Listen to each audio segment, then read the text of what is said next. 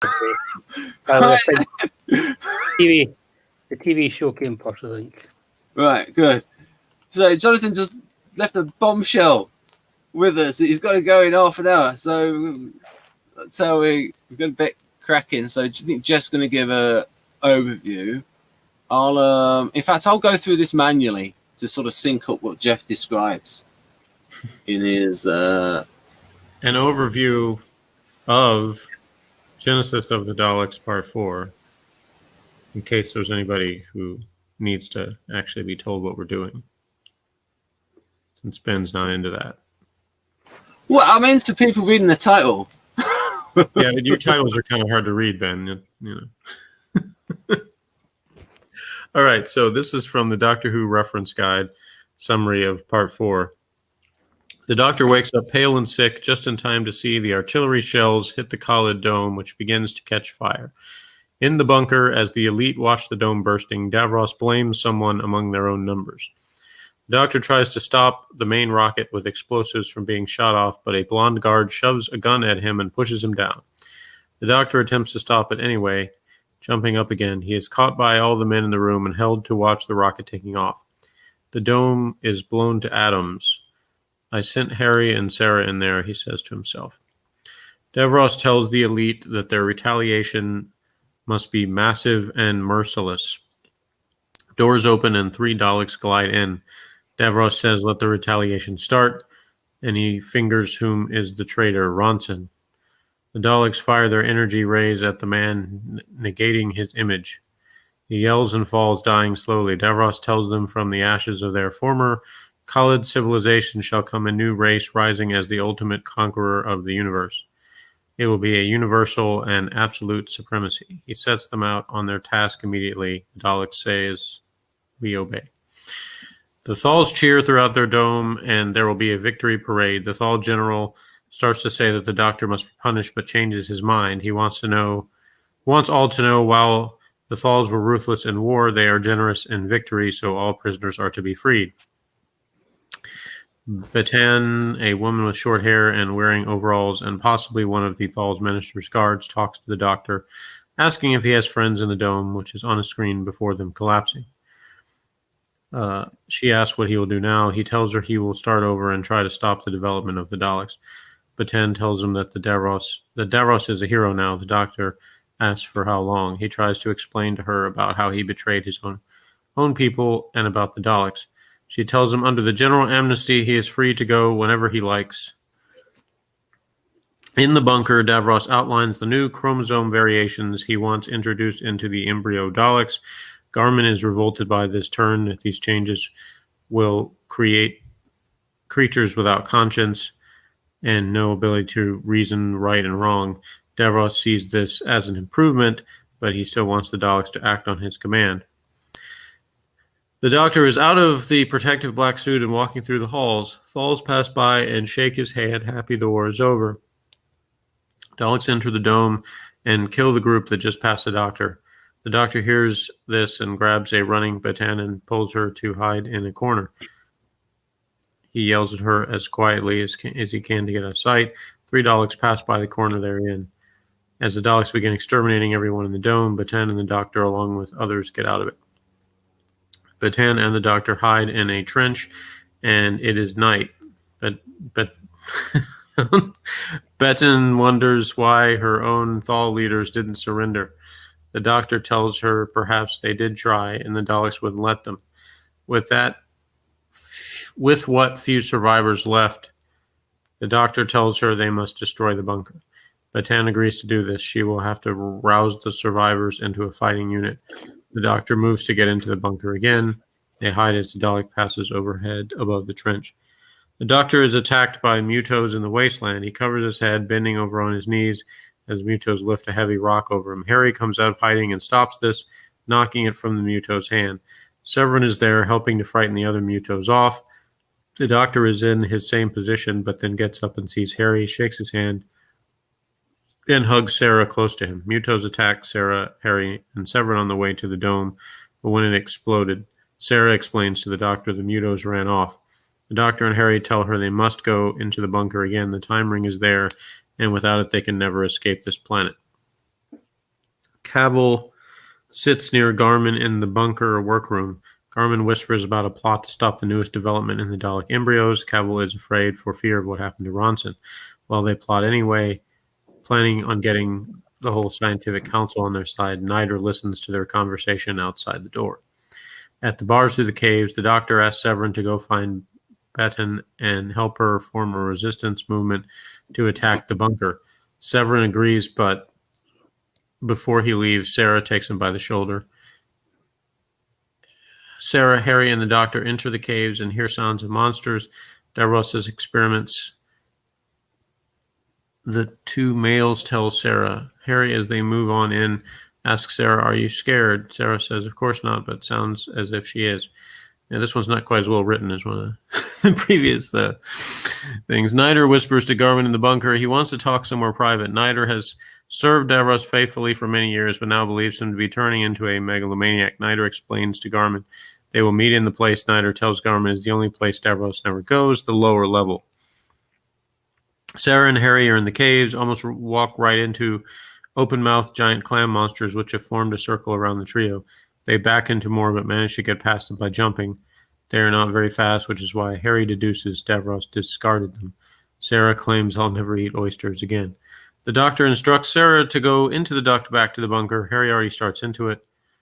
The Doctor ushers Sarah into it. Anyway, in the lower level of the bunker, Nider hides to make sure it is Garmin coming to meet him. Garmin proposes they give Davros an ultimatum: keep the moral sense and restore conscience in the Daleks, or shut down the whole project and destroy the Daleks and all the work in the bunker. The military elite that is on the side of Garmin and the rebels against Davros are Cardo, Frenton, and Paran. Nider thanks him. The names of the other conspirators is all he wanted to hear. Davros emerges from the shadows in his glide chair. Yeah, he says, "Thank you. That's what I wanted to know." As Garmin backs up, Nider hits him on the head from behind. Davros tells Nider not to kill him. Garmin has a good scientific mind, and with a little surgery on the brain, his inventive skills can still be used to their benefit. He tells Nider to lock Garmin up in the detention room. Just then, Davros and Nider hear sounds and see Harry, Sarah, and the Doctor emerge from the duct exit, but into the room right in front of the two nightmarish men. Nider has a gun to cover them. He puts the lights on. The Doctor says, "You were right, Sarah, about there being something nasty waiting for us." Later, the Doctor is put into a chair with devices attached to it. Davros wants to know information from the Doctor.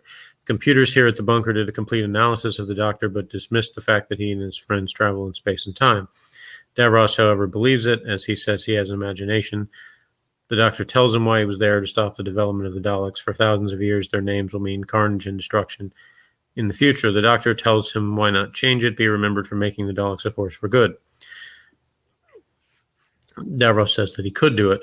Davros asks about the future. The Doctor tells him the Daleks have been defeated in battle, but never utterly. The Dalek menace always remained. Davros wants to know how the Daleks were defeated, and Davros orders him to tell him the specifics. The Doctor refuses, but Davros yells that he will tell him. Davros wants to program the weaknesses from out of the minds of the Daleks. In the wastelands and trenches, survivors are grouped by Betten and Severin, who work together. Mutos don't like to fight. Severin tells her so that people won't be much use. Betten wants to explode the main entrance of the bunker as long as there are people are risking their lives inside to stop the expanding of the Daleks. Severin wants to attack the bunker now, while those inside who need them can still be rescued. She wants to wait until they have rested first and picked up stragglers for their resistance. When they have the strongest possible force, then they will attack. Sarah and Harry are strapped to tables with devices on their heads. Nider is present, doing most of the dirty work adjusting the devices. The devices on the Doctor's head and chair will instantly detect if he is telling a lie to any of Davros' questions. If he lies, Davros will use the devices on the Doctor's friends to create all the torments and agonies ever felt in the bodies of Harry and Sarah. Davros levels a threat now. Tell him the knowledge so that it can be programmed into the Daleks. With that advanced knowledge of the future, they will win every battle. Every loss will be a victory. As the Doctor refuses, the machines hooked up to Sarah and Harry start to hum with rising power. And Davros yells as the machine power rises and rises, "You will tell me." So that's the summary. And this is what I wrote about it back in 2007. It's not real long, but it said, dramatic irony. How anybody could ever trust Niter, I just don't know. I can't come up with much to say about these episodes because I'm just soaking them in and enjoying them. Maybe later on I'll get some reflection, but right now I just keep thinking cool, exciting, and so on. If the Daleks really do win every battle they ever fight that doesn't involve the Doctor, if that's true, it explains why they grow to hate him so much personally. The strong ending bumped this up to a 9. Stay tuned for more exciting, torture-filled action. So, here's my review.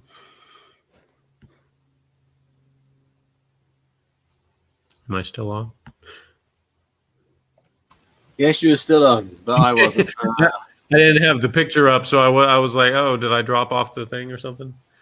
Because that's happened before, in the middle of me doing a summary or reading a review or something. So, I mean, the Doctor's not being especially bright in this. When does... I mean, yes, they always win. He could have said. It depends but... So you think he's too honest? Yeah. And he was already hooked up to the devices that detect lies, right? Yeah, yes, it's like... I didn't realise that at the time. Because I was listening to it. Well, was he hooked up to that device? I think that was later. I think it was only after that. I could be wrong. I think it's at the end. I think when it starts sort of there, I think he might have already been... Hmm. He might have already been hooked up to it.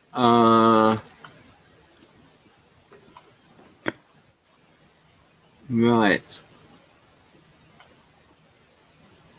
Right, because otherwise he could have bluffed it. Yeah.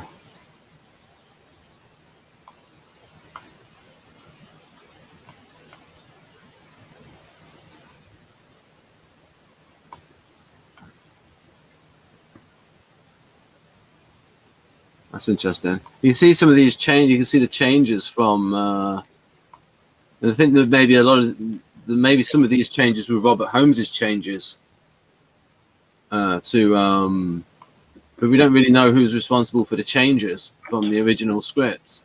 But it is interesting to have. This is the only season that they released a script book for. I see. Well, certainly for a while, because I've not checked recently.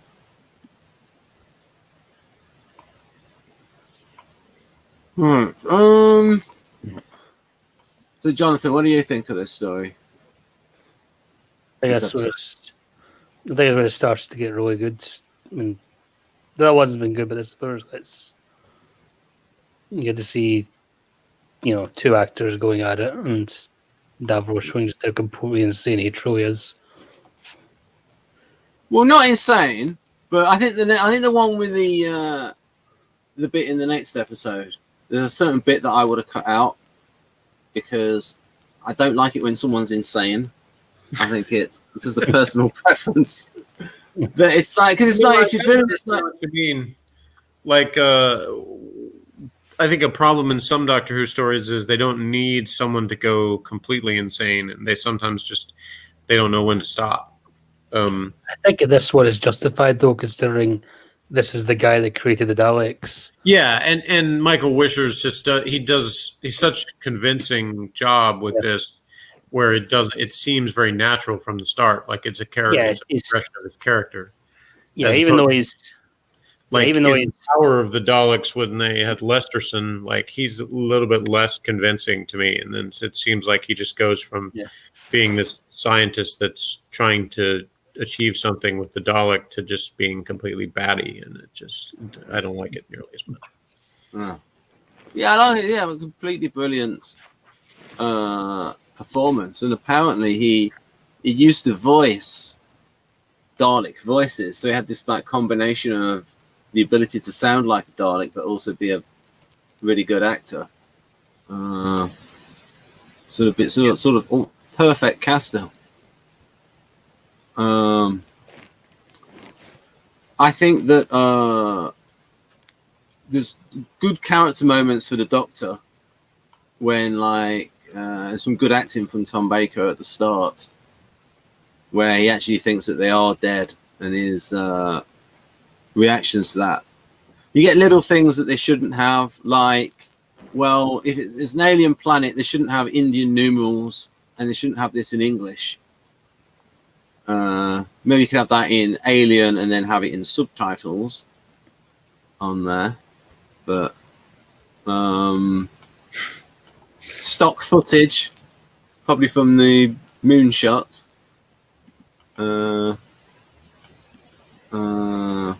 What amused you there, Jeff? Huh? Did something amuse you? Or you're just having a sniffle? Yeah, what you said Uh.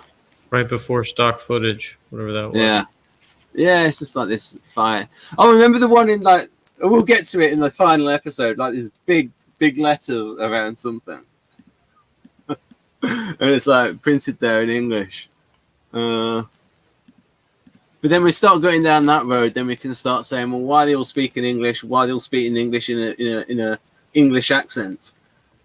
And why do they all look human, and all these kind of questions. Yeah. What else?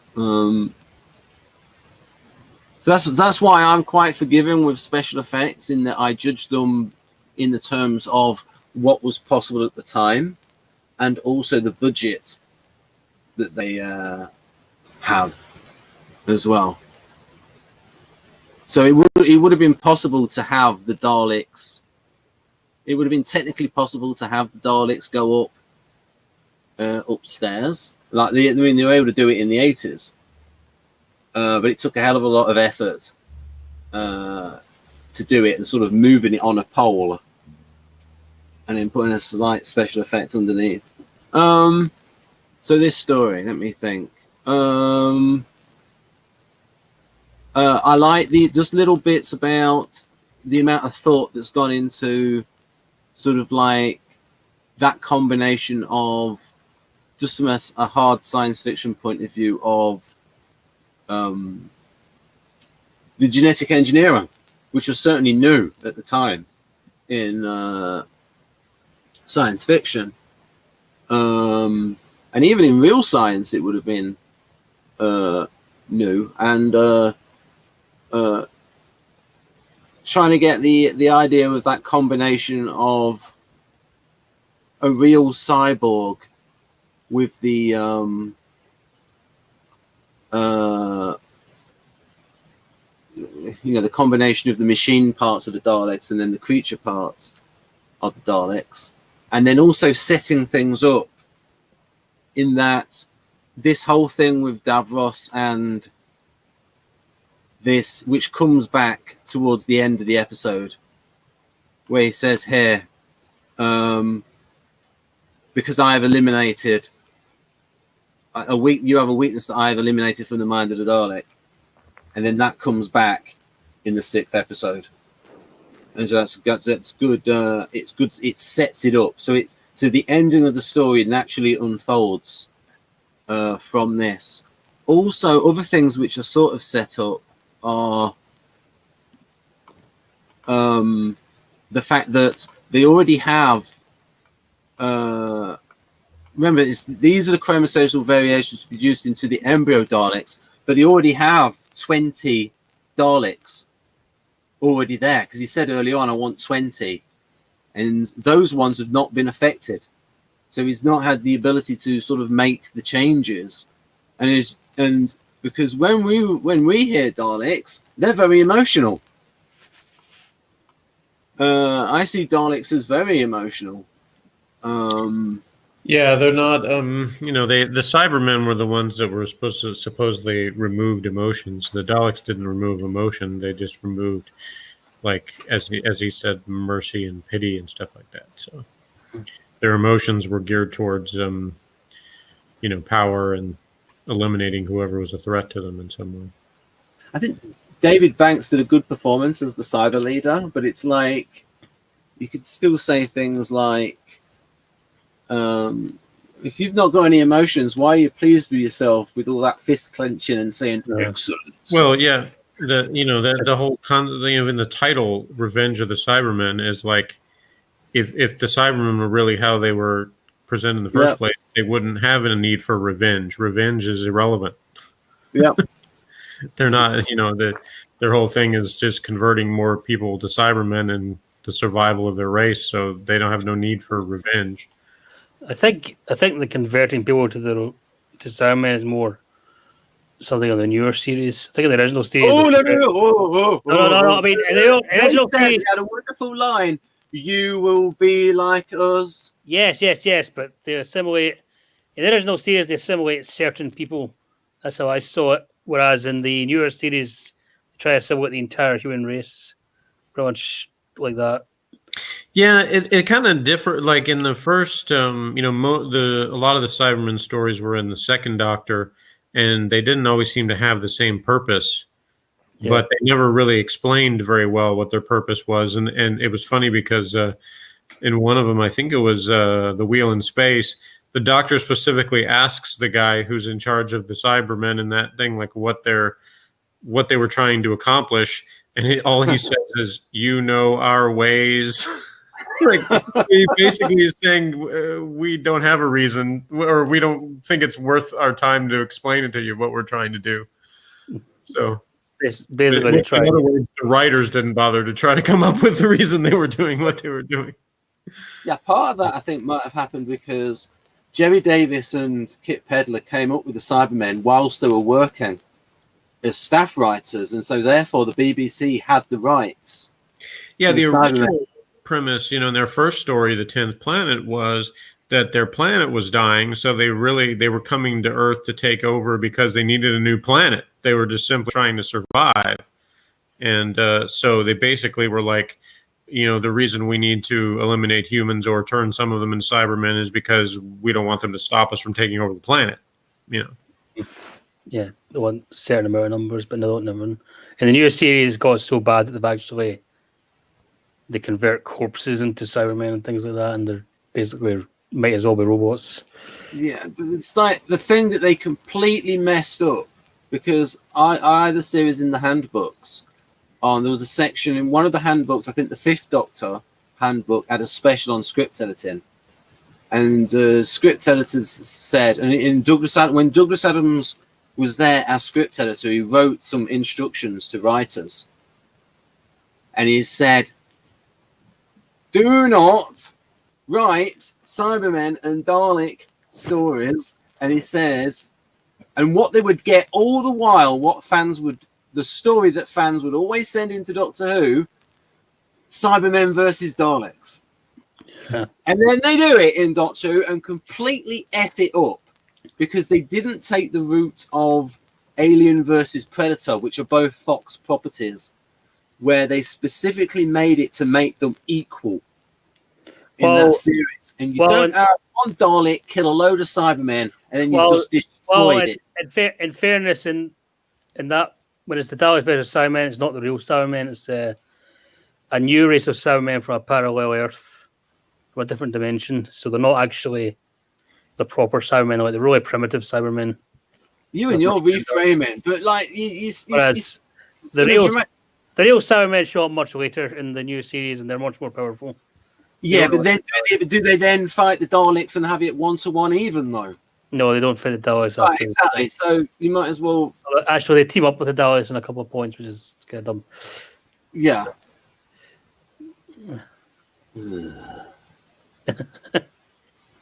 Anyway, I think the dub Tifas are better than the Daleks, but that'll be something. I do think that the new Doctor Who Cybermen, they are much more emotionless. I get that. There's none of this excellent stuff. Yeah, it was a good performance. There was excellent Doctor. It's like very good, Michael. And the way he moved and he took it so seriously. David Banks. This is how seriously he took it. He came out and he wrote a book on Cybermen, and I got the book. It's like this big book on the history of Cybermen, and it's like got and he worked out all of like the backstory and everything. So that was an actor really taking it seriously. By the way, the creator of the Cybermen and the new series Doctor Who is Trigger from One with Frozen Horses. Yeah, and it was a bad performance as well. a good actor giving a terrible performance. That really annoyed me. I don't think it was that bad. Ugh. I don't think it was that bad. When I was talking earlier about when I'm going to review the Fourth Doctor audio stories that I haven't heard yet, and I think there is at least one Cybermen story. So maybe when I get to that, we should do reviews of that too. I do like Spare Parts. That's the proper origin story, Jonathan, of the Cybermen. I like I not as much as some people do, but I still enjoyed a lot of it. I think the main problem with that one was the formatting of it. They made like the episode lengths were all over the place, and so they didn't have like the cliffhangers and stuff were just kind of odd. So it was mostly the kind of peripheral stuff like that was my problem with it, not in the writing of the actual story. But yeah, because the actual sound and the atmosphere that they create, especially if you listen to it with the lights off, and it's like really good for atmosphere.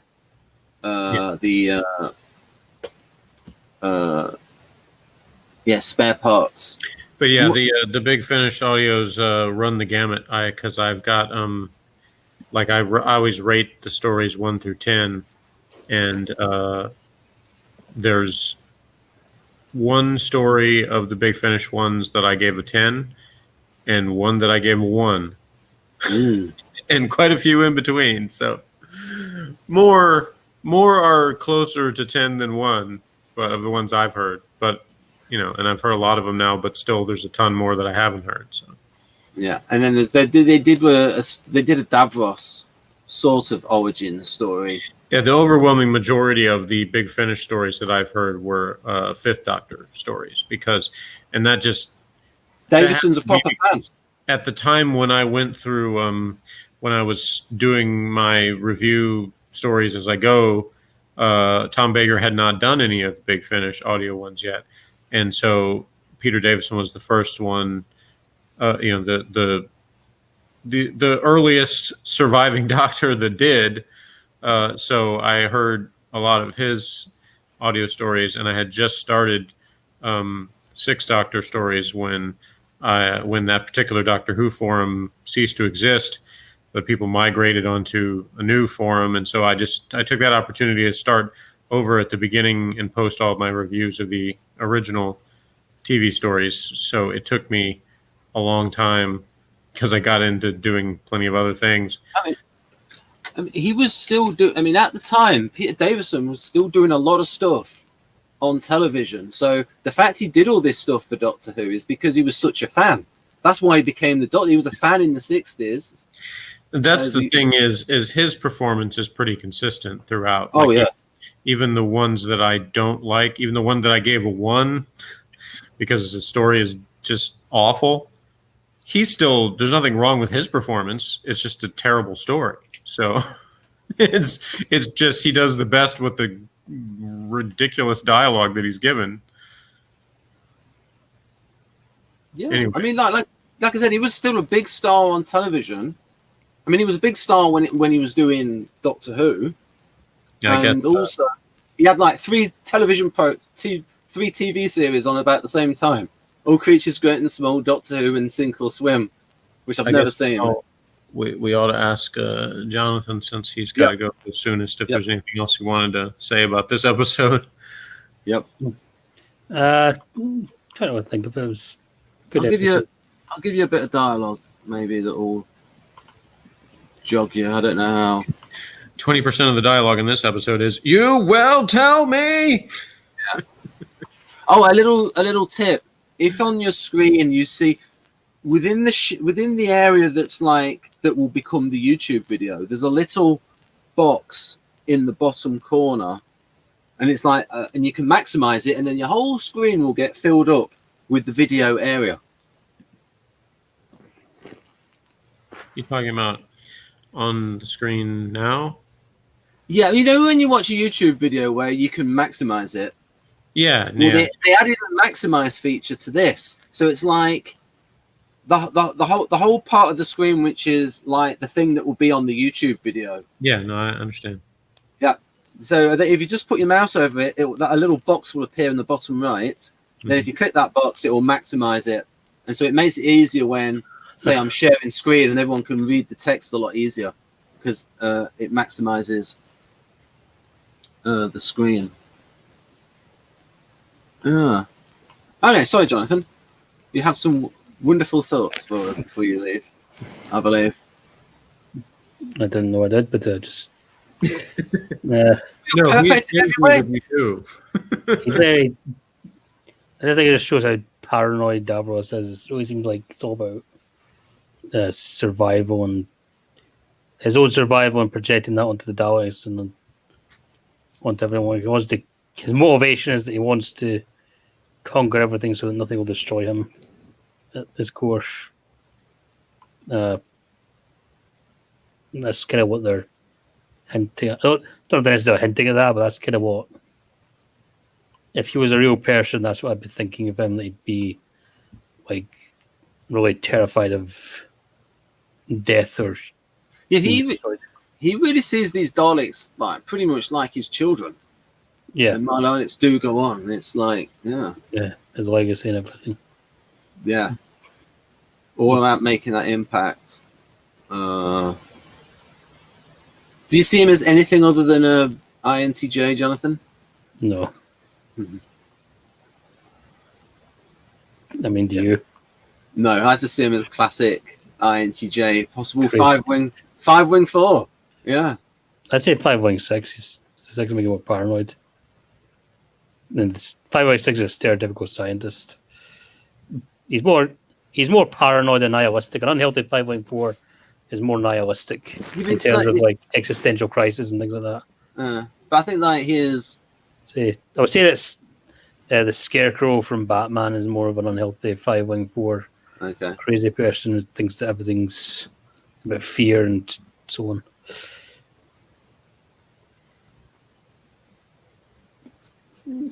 Well, in terms of like being really nihilistic and Right. philosophical, and that everyone is driven by fear is his philosophy. Davros is more like the external threat, and Right. he views everything as an external threat.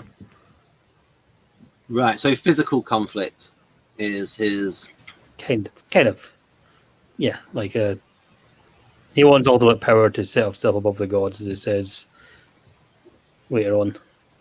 And it's like if he has that power, if he destroys everything, then there'll be no threats to him or his Daleks.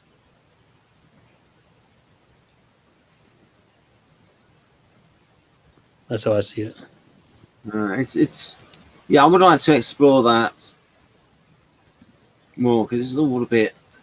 It was alien to Douglas Adams as well. Like for him, it was like incomprehensible why somebody would want to control the universe. And it's like you could have been there and said, "Read this, Douglas. It's called Enneagram 8.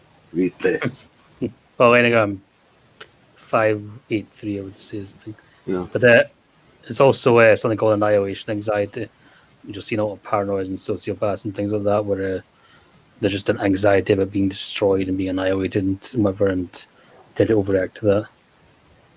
Yeah, because you would always have that, like, because Douglas Adams would say it was this because, like, again, ENTP not very good with psychology, and when he was interviewed by Melvin Bragg, he actually said, well, he said that Arthur Dent's is a bit of a stereotype, isn't he? And he says, oh, absolutely, it's not about the characters, it's about the ideas. Just like almost no interest in characterization, Douglas Adams. And like I said, when he wrote about, but it's almost like Douglas Adams had two modes. But when he was script editor in season 17, he made sure that all of the villains were very well motivated. And he thought that just the idea of somebody wanting to control the universe, to him, he didn't understand that. And he would criticize a story under the Master, the idea of the Master wanting to control the whole of the universe. Because like he was very much Enneagram 7. Like, well, what for? Why would you want to control the universe? It's almost like he had a complete... it's almost like he didn't understand. He Yeah. couldn't understand why somebody would want power, because his own thought process was ideas, fun, Enneagram 7, the NTP stuff. I've always found it weird that the Master wants power, because the Master always seems to be like going from scheme to scheme to scheme. Like he gets power and he loses it, and he gets power again and he loses it, and he gets it again and he loses it. It's like he's not really doing the work to cement his power. As the best. Like, I agree with a lot of people, because sometimes the majority is right that Roger Delgado was a flipping good Master, like the original Master. Yeah. Yeah. I would say regarding villains that want to just take over or destroy everything, whatever, usually their motives can make sense. It's just that their writers are not explaining it very well. Perhaps because they don't believe, perhaps because they don't relate to it, don't really understand it themselves that much. But you can make sense of it if you sit down and explain it in a certain way. Yeah, I mean, if it's like if you're writing a villain like, say, it's usually crazy paranoia. I mean, somebody like, I did quite a bit of research on him in order to write a sketch about him and his brother, Herman Goering. Total Enneagram 7. Like, he just wanted power to have fun. I'd say. And then when he got wait a minute. Then when he got interviewed, he said, "Oh well, I've had a good 12 years." I would say he's an 8 with 7 in the tri-type. It's kind of like Trump. He was like so focused on fun. Yeah, because the 7 that's right, like 8, 7, 3 is what I'd say. So I still see the 7. Definitely got the 7 there. Just like, if the 7 was in the weeds, it wouldn't be quite as important for him to gain power, which is he really was after power, even if he wanted to use that power to have fun. But like I said, it's in the interview that he hated the Republic and he wanted to join a small radical party so that he could rise up through the ranks easily, maybe take it over, and perhaps one day become dictator of Germany. Like, he's claiming that even before he joined the Nazi party, he was thinking that maybe I could become a dictator one day. Yes, folks, you never know what's going to come up in a Doctor Who review. Yeah. Yes, the psychology of Herman Goring. In fact, we could maybe do an event on it, and maybe do a video, because I'd like to do more historical videos with you, Jonathan. Yeah. By the way, I have to go. Right. So I might as well stop So I give it.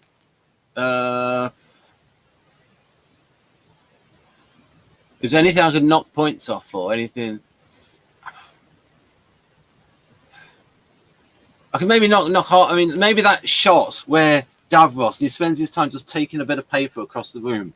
We don't really need that. But I don't know if that's worthy to take a point off, because they wasted a few seconds on a shot. Especially, I'll be forgiving of that, because like they have a certain amount of time they have to fill.